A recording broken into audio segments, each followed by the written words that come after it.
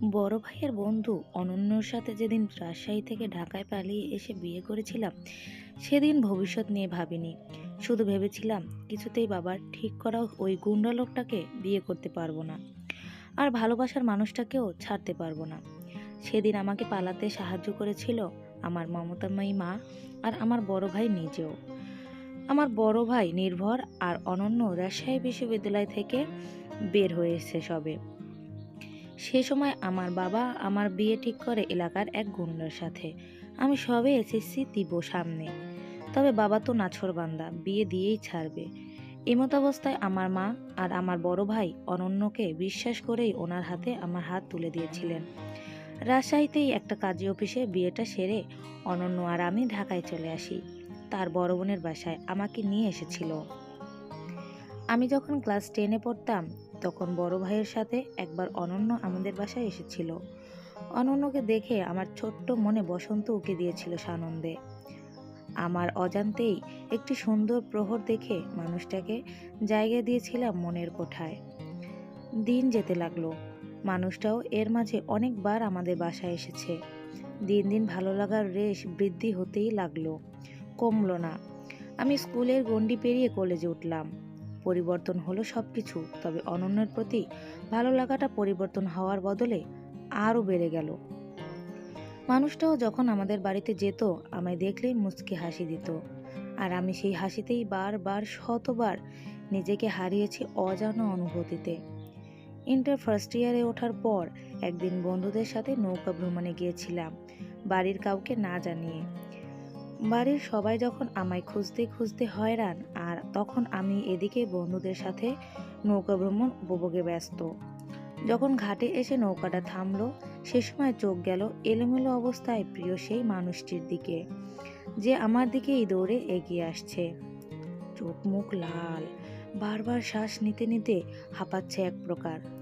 নিজেকে যথাসম্ভব শান্ত করে আর আমার একটা হাত ধরে ঝাঁকিয়ে সেদিন উৎকণ্ঠা নিয়ে বলেছিল, এভাবে কেউ না বলে বেড়াতে আসে? মাথায় কি কোনো বুদ্ধি নেই তোমার? তোমার বাড়ির সবাই কি পরিমাণ টেনশনে পড়েছে বুঝতে পারছো? তুমি বুঝতে পারছো এমন কাজ করো কিভাবে? আমি স্তব্ধ হয়ে গেছিলাম। নিজের ভুল বুঝতে পেরে মাথা নামিয়ে কথাগুলো শুনছিলাম শুধু। অনন্য আমার হাত শক্ত করে ধরে নদীর ঘাট থেকে মেইন রোডে নিয়ে সেখান থেকে বাইকে করে বাড়িতে পৌঁছে দিয়েছিল। বাড়ির সবাই অনেক বকাঝকা করলেও আমার কেন জানি অনেক ভালো লাগছিল সেদিন। তবে একটা জিনিস বুঝতে পারছিলাম না, তখনও অনন্য আমার খোঁজ পেল কিভাবে। ভেবেছিলাম তাকে জিজ্ঞেস করবো একদিন, সময় আসুক। দিন যত যেতে লাগলো, আমি ততই অনন্যতে মুগ্ধ হতে লাগলাম। ইন্টার ফার্স্ট ইয়ারে ওঠার পর একদিন আমি সাহস করে রাজশাহী বিশ্ববিদ্যালয়ের সামনে গিয়েছিলাম মানুষটাকে দেখার জন্য। গেটের সামনে ঘন্টাখানেক দাঁড়িয়ে মানুষটা বের হওয়ার অপেক্ষা করছিলাম। তবে তখনও আমার জানা ছিল না মানুষটা কি ভার্সিটিতে এসেছে নাকি আসেনি। তখনই পেছন থেকে কেউ ডাকে, নবনী। ডাক শুনেই পেছনে ঘুরে তাকাতেই অনন্যকে দেখে আমি মনে মনে খুশি হলেও মুখে প্রকাশ করি না। তখন সে ভুরু উঁচিয়ে প্রশ্ন করে বসে, এখানে কি করছো? আমি কি বলবো ভেবে পাচ্ছিলাম না। আমতা আমতা করে বলতে চাইছিলাম, ভাইয়ার আমার কথা কেড়ে নিয়ে সে বলে, খুব স্বাভাবিকভাবে বলে উঠল, নির্ভর একটা কাজে গিয়েছে। তুমি এতদূর একা কিভাবে এসেছো? বাসার মানুষ জানে? আমি মাথা নামিয়ে নক করছিলাম। আমার মৌনতা দেখে উনি সব বুঝে নিলেন। ওনার দিকে তাকাতেই চোখ দিয়ে ইশারা করলেন বাইকে ওঠার জন্য। আমিও খুশি মনে উঠে বসতেই তিনি হঠাৎ বলে ওঠেন, এভাবে আর একা একা চলাফেরা করবে না। আমি ওনার দিকে তাকাতেই উনি সামনে তাকিয়েই বললেন, আমায় ধরে বসো মেয়ে। ওনাকে ধরতে লজ্জা লাগছিল। কি করব না করব ভাবতে ভাবতে অনন্যই হঠাৎ বলে ওঠেন, লজ্জা পেয়ে লাভ নেই, আজীবন আমাতেই থাকতে হবে তোমায়। আমি চমকে যাই। বার কয়েক পলক ফেলে ওনার দিকে তাকাতেই উনি নিজের দুহাত দিয়ে আমার দুহাত ধরেন।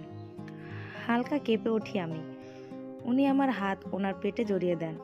পুনরায় একইভাবে বলেন, তাই আগে থেকেই অভ্যাস করে ফেলো। আমি চমকিত থমকিত ভাবে নিয়েই বসে রইলাম। কোনো দিকে হুঁশ ছিল না সে সময়। কানে বেজে যাচ্ছিল ওনার কথাগুলো। লজ্জা পাচ্ছিলাম না, খুশি হচ্ছিলাম, বোঝার ইচ্ছেও পোষণ করিনি। ওনার কথাগুলো সম্পূর্ণভাবে বোঝার প্রয়াস চালিয়েছিলাম। তো যখন ওই সময়ে অনন্য আবারও বলে ওঠেন, পরীক্ষার প্রিপারেশন কেমন? আমি কোনো মতে উত্তর দিই, ভালো। ভালোভাবে পড়াশোনা করো। জি।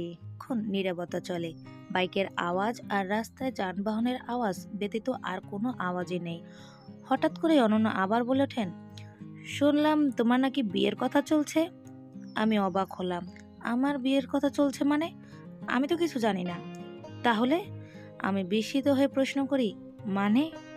অনন্য কেমন যেন গুরুত্ব না দিয়ে উত্তর করেছিলেন, কিছু না। আর এমনটা হলেও আমি হতে দেব না, তোমার ইচ্ছা থাকলেও না। অনন্যার এসব কথাগুলো হৃদয়ে উত্তাল ঝড় তুলে দিচ্ছিল। সেদিন বাড়িতে ফিরে কিছুটা আন্দাজ করেছিলাম আমার বিয়ের কথা চলছিল বাড়িতে গোপনে। তবে এর মাঝে যা বুঝেছি তা হলো অনন্য নামক মানুষটাও আমাকে পছন্দ করে। কলেজে টেস্ট পরীক্ষার শেষের দিনে, পরীক্ষার শেষে বাইরে আসতেই দেখি নির্ভর ভাই আর অনন্য দাঁড়িয়ে গেইটের সামনে। আমাকে দেখতেই নির্ভর ভাই এগিয়ে আসে আর বলে, পরীক্ষা কেমন হলো? আমি আর চোখে একবার অনন্যর দিকে তাকিয়ে ভাইকে উত্তর করি, ভালো। ঠিক আছে চল। কোথায়? একটা জায়গায়। আমি না বুঝলেও তাদের সাথে গেলাম। ভাইয়া, আমি আর অনন্য একটা রেস্টুরেন্টে গেলাম সেদিন। সেখানের একটি টেবিলে এক মেয়ে বসেছিল। ভাইয়ারা সেই টেবিলটাতে গিয়ে বসে পড়ে আর আমাকেও বসতে বলে। খেয়াল করলাম ভাইয়া মেয়েটার পাশে বসেছে। একটু হলেও আন্দাজ করতে পারলাম ভাইয়ার প্রেমিকা হয়তোবা। ভাইয়া তখন মেয়েটাকে পরিচয় করে দিলেন আমায়, নাম রূপা। খাওয়া দাওয়া করলাম সবাই একসাথে। এদিকে অনন্যের পাশে বসে এভাবে খেতেও একটা লজ্জা লজ্জা ভাব আসছিল। তবুও নিরুপায় আমি, সামনে পছন্দের খাবার থাকতেও খুব বেশি খেতে পারলাম না। খাওয়া শেষে কিছুক্ষণ পর ভাইয়া আমার দিকে তাকিয়ে বলে, নবনী, আমি রূপাকে বাড়িতে পৌঁছে দিয়ে আসি, অনন্য তোকে বাড়িতে পৌঁছে দেবে। এটা বলেই ভাইয়া আর রূপা আপু বের হয়ে যায়। আমি আর অনন্য কিছুক্ষণ সেখানে বসে থাকি। এরপর অনন্য উঠে দাঁড়িয়ে বলে, চলো। খুশিতে আত্মহারা আমি অনন্যের পিছু পিছু গেলাম। সেদিন বাইক ছিল না, রিক্সা একটা ঠিক করে বলেন, ওঠো। দুজনে পাশাপাশি বসেছিলাম রিক্সায়। হুট তোলা রিক্সায় সুন্দর এই শহরে দুজনে পাশাপাশি বসে গন্তব্যে যাওয়ার মুহূর্তক্ষণ বাদিয়ে রাখার মতো। আমি বারবার ওনার দিকে তাকাচ্ছিলাম। এমন সময় অনন্য হঠাৎ আমার দিকে ফিরে তাকান। আমি তৎক্ষণাৎ চোখ ঘুরিয়ে নেই।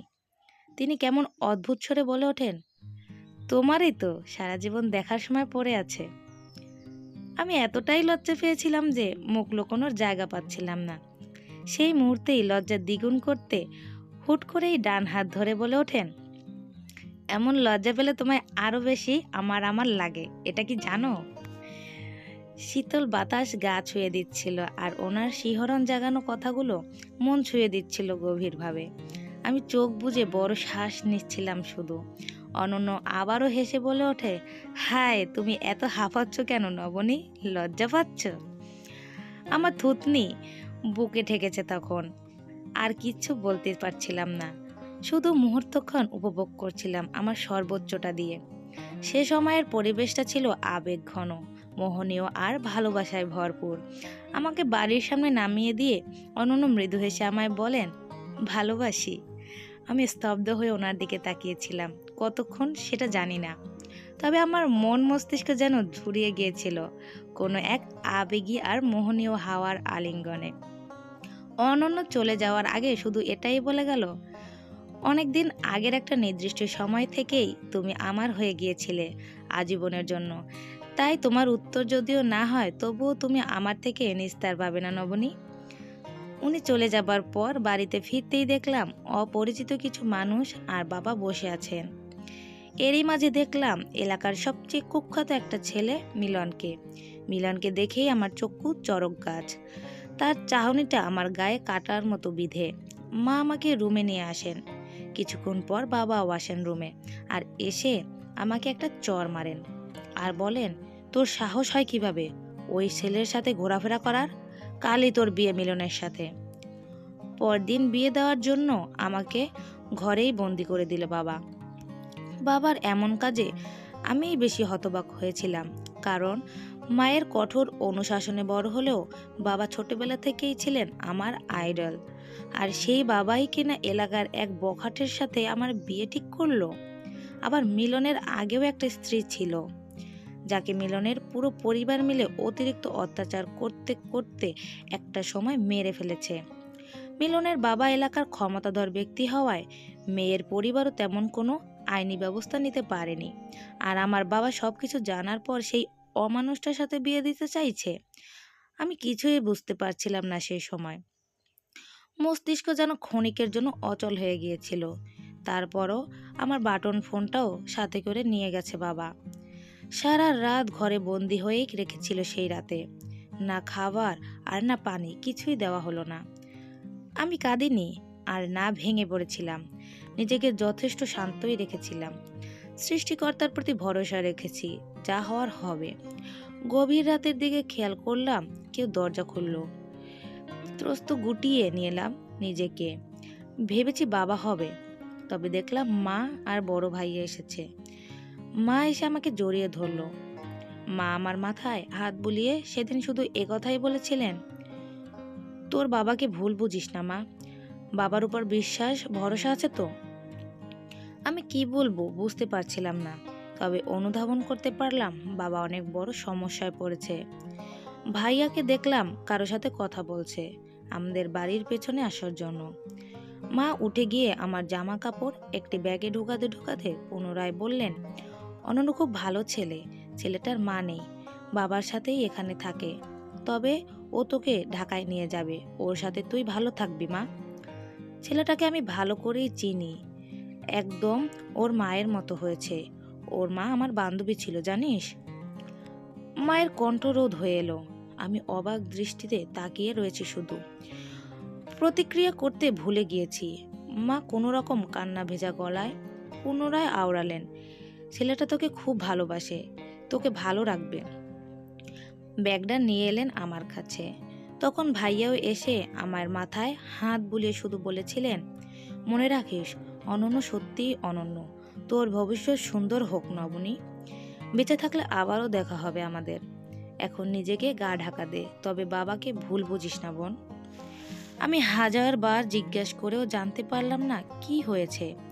তখন রাত 2টা বাজে। নিঃশব্দে আমাকে বাইরে নিয়ে এলেন মা ও ভাইয়া। রাস্তার কাছে আসতেই দেখলাম একটি মাইক্রো দাঁড় করানো। মায়ের দিকে তাকাতেই হু হু করে কেঁদে উঠলাম। সমস্ত কষ্ট ছাপিয়ে মাকে জড়িয়ে ধরে কাঁদতে লাগলাম। মা আমাকে ছাড়িয়ে আমার দুকাত ধরে শুধু বললেন, কাঁদবি না মা, নিজেকে শক্ত কর, অনেক বড় জীবন বাকি আছে এখনো। মনে রাখবি, সময় আর পরিস্থিতি সবসময় একই চলে না, মাঝে মাঝে জীবনের পরিধির বিপরীতেও চলে। ভাইয়াও তখন মাথায় হাত বুলিয়ে যাওয়ার ইশারা করলেন। দেখলাম অনন্য গাড়ির পাশে দাঁড়িয়ে রয়েছে। আমার পা চলছিল না। মাই টেনে নিয়ে গাড়িতে বসিয়ে দেন। অনন্য উঠে পড়ে। মা শেষবারের মতো চোখের জল মুছে বললেন, ভবিষ্যৎ সুন্দর হোক তোদের। গাড়িতে ওঠার পর অনন্য আমার হাত ধরে আমাকে আশ্বাস দিয়ে বলেছিল, আমি আমার জীবনে তোমার বাবার মতো সুপুরুষ খুব কমে দেখেছি। বাবার উপর ভুল বুঝবে না নবনী, হয়তো পরিস্থিতি এখন স্রোতের অনুকূলে গিয়েছে, তবে সব ঠিক হয়ে যাবে। পরিবারের মায়া ছেড়ে পাড়ি জমালাম ভিন্ন এক গন্তব্যে। সাথে আপনজন না থাকলেও ছিল প্রিয়জন, যার উপর এক বুক বিশ্বাস ছিল আর ছিল অগাধ ভরসা। বাবার উপর বিশ্বাস রয়েছে। বাবার অজানা সমস্যার বিষয়ে জানার আগ্রহ তীব্র হলেও সেই সময়ের জন্য ভুলে গেলাম। অনন্যের হাত ধরেই ভবিষ্যতের দিকে পা বাড়ালাম। ঢাকায় আসার পর অনন্যের বড় বোনের বাসায় থাকলাম কয়েক রাত। অনন্যর বড় বোন আনিশা, ওনাকে প্রথম দেখেছিলাম সেদিন। সত্যি বলতে ওনার ব্যবহার ছিল ভীষণ অমায়িক এবং বিনম্র। যে কদিন ছিলাম আমার খেয়াল রেখেছেন প্রচুর। বাবা মা ভাইয়ের জন্য মন খারাপ করে থাকতে দেখলে মা স্নেহে তিনি আমায় অনেক বোঝাতেন। যেদিন অনন্য একটি বাসা খুঁজে আমাকে নিয়ে চলে যাওয়ার দিন, উনি অনেকবার বলেছিলেন ওনাদের বাসাতেই থেকে যেতে, তবে ওনারও একটা সংসার আছে, সেখানে ছোট ভাই বসে বসে খাবে কি করে। ছোট্ট একটি ঘরে চলে আসলাম সেদিন আমরা। অনন্যর তখনও ছিল না চাকরি, আর না ছিল টাকা পয়সা। যতই পছন্দ করি আর ভালোবাসি, প্রথম প্রথম কিছুটা হলেও জড়তা ছিল। অনন্যর মাঝে না থাকলেও আমার মাঝে জড়তা ভারী প্রখর। তবে অনন্য আমার জড়তা কাটিয়ে তোলার জন্য প্রতিদিন বিকেলে আমাকে ঘুরতে নিয়ে যেত। ওনার হাত ধরে পথে হাঁটতে লজ্জা লাগলেও একটা সময় ভালো লাগতো। এমনকি বাসার কোনো কাজও করতে দিতেন না। টিউশনি জোগাড় করেছিলেন কয়েকদিনের মাঝেই। সকালে রান্নাবান্না করে বের হতেন, আর বিকেলে ফিরতেন।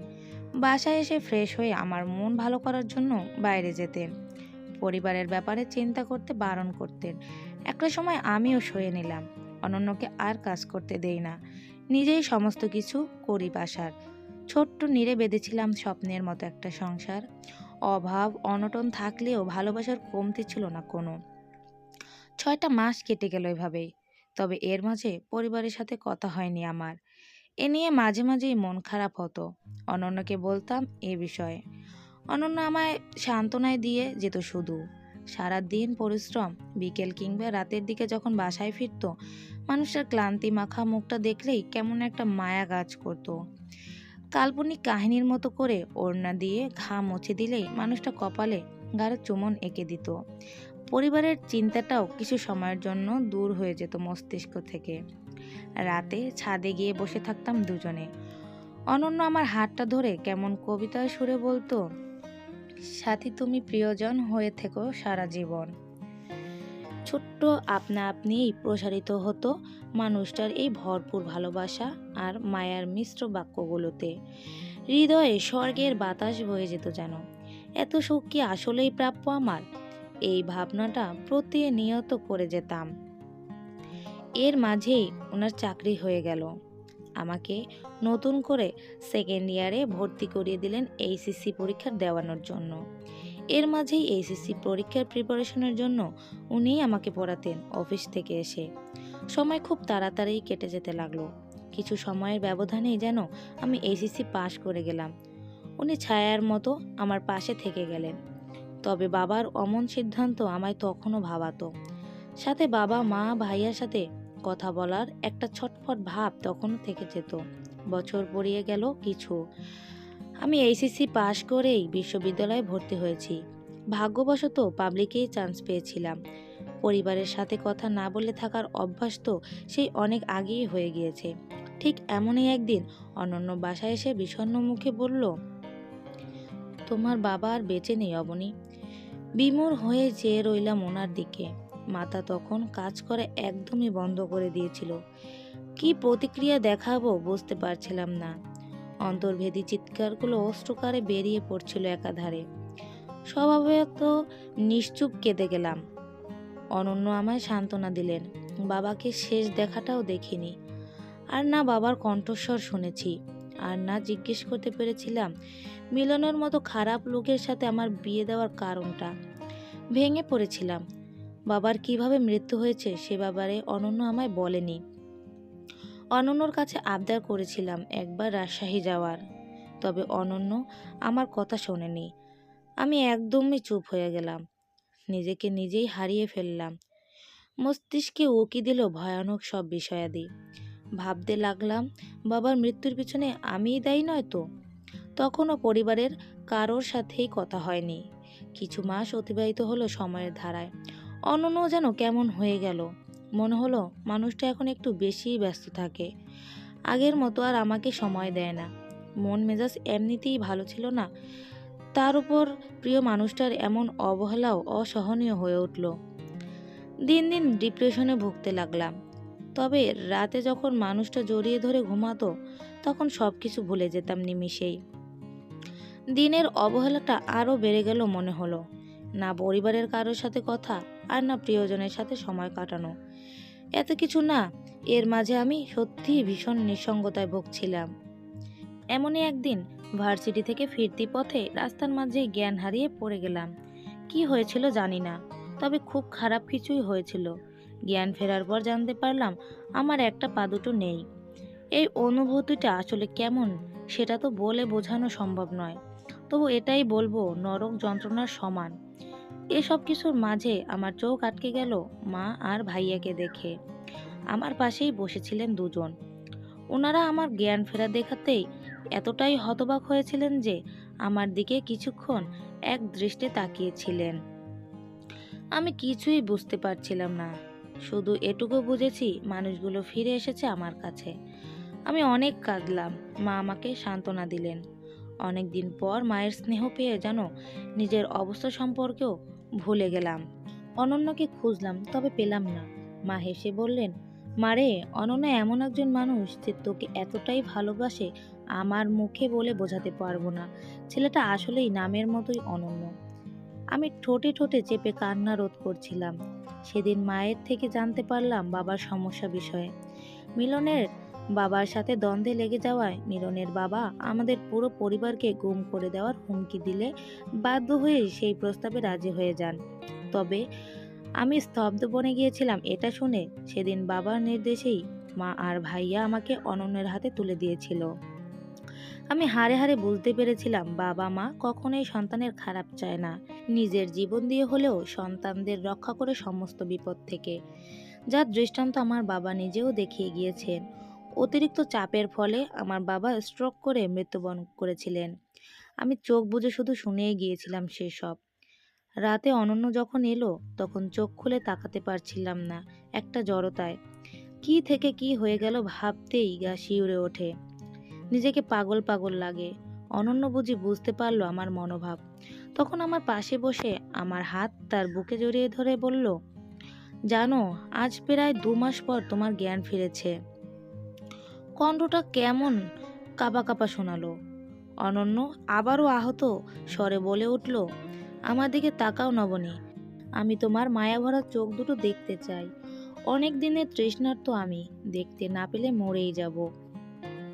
আমি এবার অনন্যর দিকে তাকিয়েই কেঁদে দিলাম। নিজেকে হারিয়ে ফেললাম অনন্যতে। জানালার পর্দার ফাঁক গলিয়ে ফাগুনের হাওয়াগুলো হুড়মুড়িয়ে ভেতরে প্রবেশ করলো। মাস গড়িয়ে বছর কেটে গেল। আমার মা আমাদের সাথেই থাকে, আমাকে দেখাশোনা করার জন্য। এদিকে অনন্য নামক মানুষটা কত পরিশ্রম করলো আমার জন্য। আমার নিজেকে বোঝা মনে হতে লাগলো একসময়। মানুষটার ক্লান্ত মাখা মুখ দেখলেই আমার চোখে বিষণ্ণ নামতো। অচল, আমি কিছুই করতে পারি না। সারাদিন হুইল চেয়ারে বসে থাকি, আর নয়তো বিছানায় শায়িত অবস্থায়। তবে অনন্য আমাকে সমস্ত সেবা প্রদান করেছে, কখনো নিজের শ্রম কষ্ট বুঝতে দেয়নি আমায়। আমার বাবা নেই তো কি হয়েছে, ছায়ার মতো অনন্যকে পেয়েছিলাম আমি। বিশাল এই বটবৃক্ষ আমাকে সমস্ত ঝড় ঝাপটা থেকে বাঁচিয়েছে বহুবার। আমার এমন অবস্থাতেও আমার থেকে মুখ ফিরিয়ে নেয়নি। এত সুখ কি আসলেও আমার প্রাপ্য ছিল? তবুও নিজেকে বোঝা মনে হওয়াটা ছিল নিত্যদিনের মর্মপীড়া। অনন্যকে বারবার জিজ্ঞেস করেছি আমি, তবে অনন্য আমাকে ধমকে বলতো, বেশি বড় হয়ে গেছো, বেশি ভাবতে শুরু করেছো, একদম বাজে কথা বলবে না। মানুষটার এসব ধমক শুনলে খিলখিল করে হেসে উঠতাম আমি। খেয়াল করতাম উনি আমার দিকে কেমন মুগ্ধ চোখে তাকিয়ে থাকতেন। চাহনি শীতল, হাজারো ভালোবাসা সে চাহনিতে, হাজারো মুগ্ধতা, হাজারো স্নিগ্ধতা। তবুও যেন মনে খসখস ভাবটা রয়েই যায়।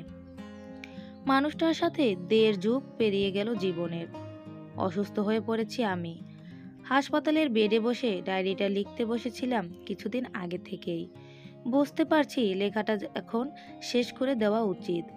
আমার বাবার আত্মত্যাগ, সেটা ডায়েরিতে তুলে ধরতে পারবো না। অনন্য নামক মানুষটার বিষয়ে লিখে কিছুই বোঝাতে পারবো না। শুধু এতটুকু বলবো, অনন্য মানুষটা ধৈর্যশীল, না হলে এত বছর যাবৎ আমার মতো এক অচল মেয়ের সাথে কখনোই থাকতে পারতো না। অনন্যর ভালোবাসা ছিল নিখুঁত, নিখাত, কোনো প্রকার ভেজাল মিশ্রিতহীন। অনন্যতা আমি সেই আগে থেকেই মোহিত নিহিত। তার সম্পর্কে যতই বলবো ততই যেন কম হবে। তাই আর বলবো না, থাকুক না তিনি শুধু আমার একান্ত হয়ে। জীবন তখনই সুন্দর যখন জীবনে একজন সঠিক মানুষ থাকে। যতই দুঃখ কষ্ট থাকুক না কেন, মানুষটার একটা হাসিই সেই সব কষ্ট ভুলিয়ে দিতে সক্ষম। বাইরে বাইকের আওয়াজ শুনলাম, অনন্য এসেছে হয়তো। আমার মাথা ব্যথা করছে, জানি না আর কতদিন বাঁচব, কিন্তু আমি বাঁচতে চাই। অন্যনের সাথে আরও অনেক দিন থাকতে চাই। সংসার সামলানো বাকি, আর অনন্যর সাথে সূর্যাস্ত দেখা বাকি রয়েছে। অনন্য ডায়েরিটা বন্ধ করলো। ঠান্ডা বাতাসের প্রকোপে মাথার চুল উড়ছে তার। চোখের কোণে অশ্রুকণা চিকচিক করছে। বুকের ভেতর তীব্র হাহাকার, শূন্যতার হাহাকার। নবনী নামক মেয়েটার শূন্যতার হাহাকার। নিদারুণ কষ্টে হৃদযন্ত্র চৌচির হওয়ার জোগাড়। বিকট আত্মচিৎকারে বক্ষপট কেঁপে উঠছে।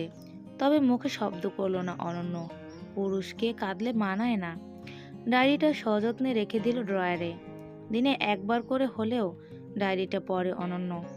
আজ প্রায় 6 বছর হলো নবনী তাকে ছেড়ে না ফেরার দেশে চলে গিয়েছে।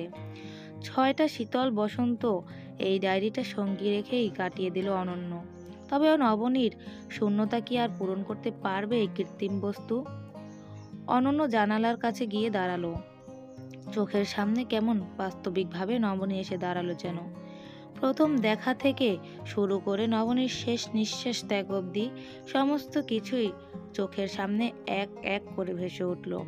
মনে পড়ল সেদিনের কথা, যেদিন নবনী তাকে একা রেখে চলে গিয়েছে।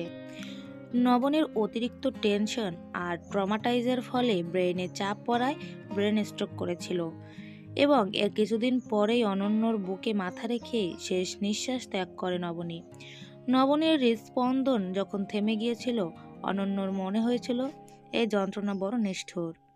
পৃথিবীর এই নিয়ম বড় নিষ্ঠুর, যা ঠেকাবার নয়। নবনীর নিথর দেহ বুকে চেপে ধরে ভারী অশ্রুকণা ঝরেছিল সেদিন অনন্যর। বাইরে হতে নবনীর মা আর নির্ভর হু হু করে কাঁদছিল। সে ক্রন্দন ধ্বনি অনন্যর কানে আসতেই অনন্যর মন হু হু করে কেঁদেছিল। বাইরে তখন তপ্ত মৌসুম, অথচ হাসপাতালের এই নিষ্ঠুর কক্ষে অশ্রুর বারিধারা বয়ে যাচ্ছিল যেন। কষ্টরা বিদ্রোহ করেছিল তীব্র হাহাকার নিয়ে।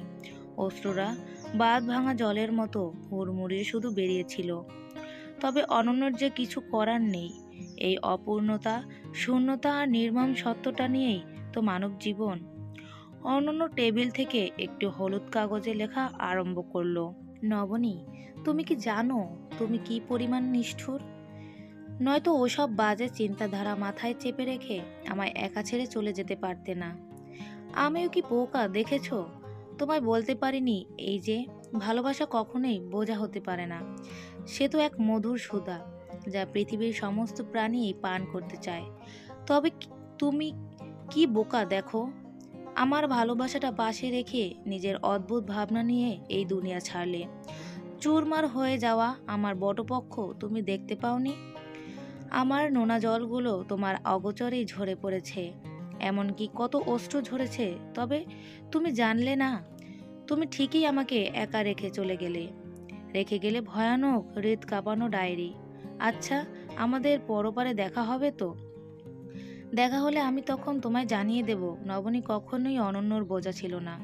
নবনী ছিল অনন্যর প্রাণ, অনন্যর জীবনের সর্বাংশ, অনন্যর ভালোবাসা, অনন্যর স্ত্রী। এক জীবন তোমার সাথে কাটিয়ে দিতে পারলাম না, কারণ হয়তোবা আমি। পরপারে গিয়ে ক্ষমা করো নবনী, আমি তোমায় বোঝাতে পারিনি, নয়তো তুমি এতক্ষণ আমার পাশে বসে থাকতে। আমাদের শেষটা আরো সুন্দর হলেও পারত বলো। অনন্য। কাগজটা পুনরায় ড্রয়ার খুলে ডায়েরির ভেতরে রেখে দিল অনন্য। দীর্ঘশ্বাস ফেলল এক বুক আক্ষেপ আর শূন্যতা নিয়ে। তাহলে জুনানী চাকমার লিখিত ডায়েরির গল্পটার আজকে এখানেই সমাপ্তি হোক। যদি কারো এই গল্পটা ভালো লেগে থাকে অবশ্যই সাবস্ক্রাইব করে পাশে থাকবেন। আল্লাহ হাফেজ।